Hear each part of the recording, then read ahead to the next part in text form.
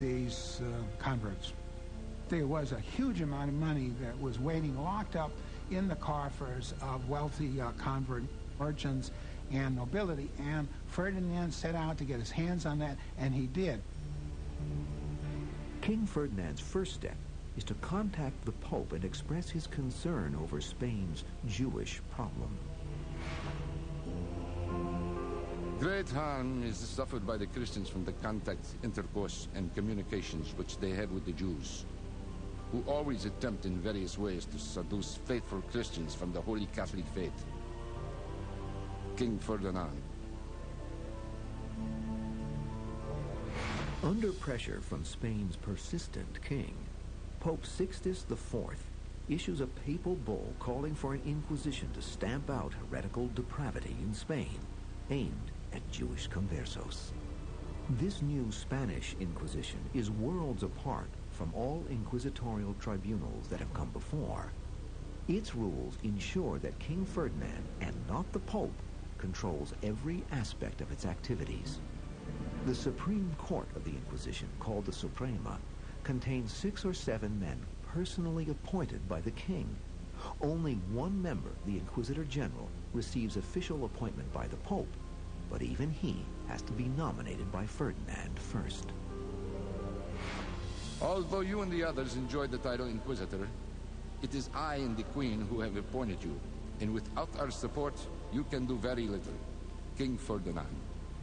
Potere statale acquisisce. That means that the power of the state starts to have, in the Spanish Inquisition, a certain right of control on the institution.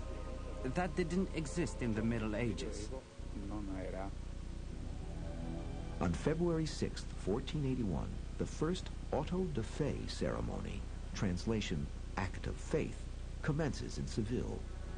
At this event, which will become the trademark of the Spanish Inquisition, over 100 converso men and women accused of secretly practicing the Jewish faith are judged before the church and state. 6 pay the ultimate price by being burned at the stake. At the heart of the auto was always a sermon. And the Dominicans would select their finest orator, the one with the strongest voice.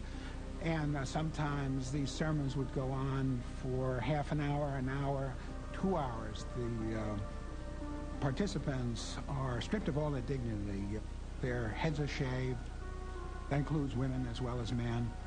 Men's beards are taken off, and in the case of Spain, a man's virility resided in his beard, so it was a very unpleasant thing to do to him.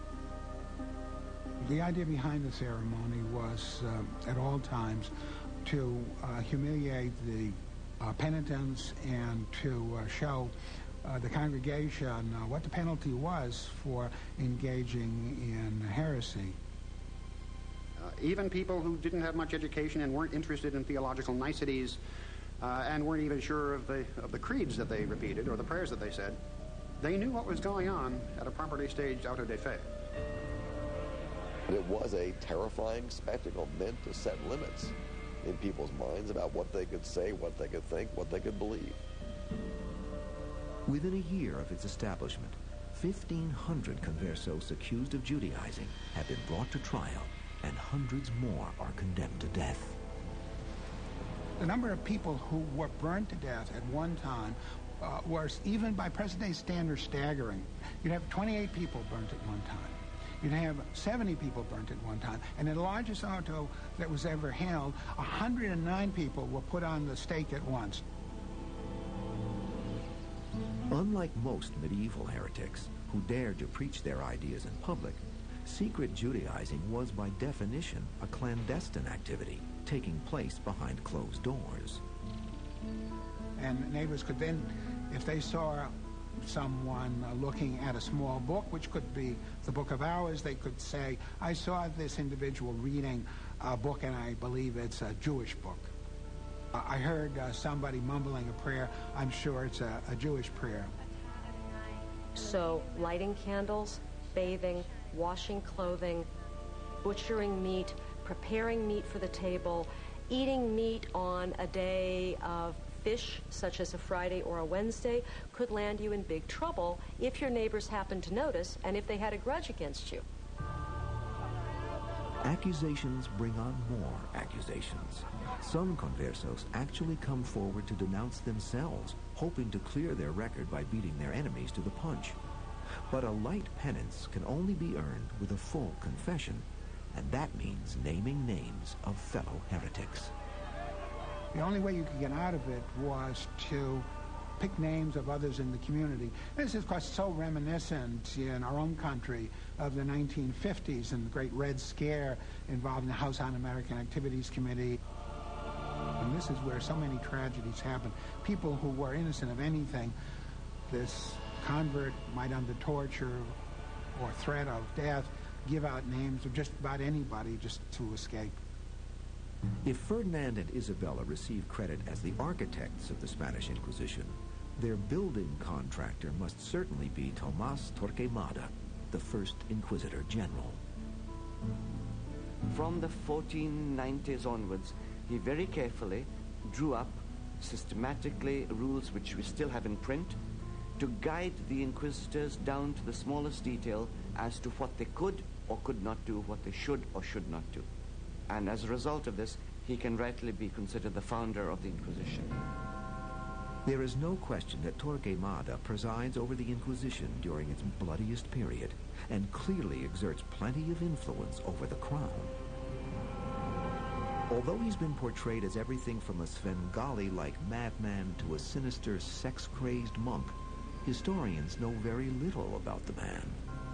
You know, he was typical of the theologians who were very fanatical and very anti-Jewish, extremely hostile to the conversos. And he's a man who epitomized that kind of intolerance and ferocity, and it was so characteristic of those early inquisitors. You might not agree with him that Judaizers should be prosecuted and convicted, but in my view, Torquemada was very insistent on the rules of due process for the inquisitorial system. Nevertheless, conservative estimates indicate that during Torquemada's 20-year tenure as Inquisitor General, 2,000 people lose their lives and thousands more are punished.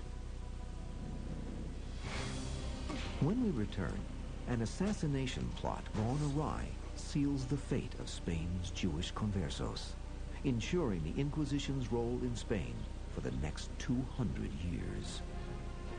The Jews gain nothing by converting. The social situation does not change at all. If anything, it gets worse for people of Jewish origin.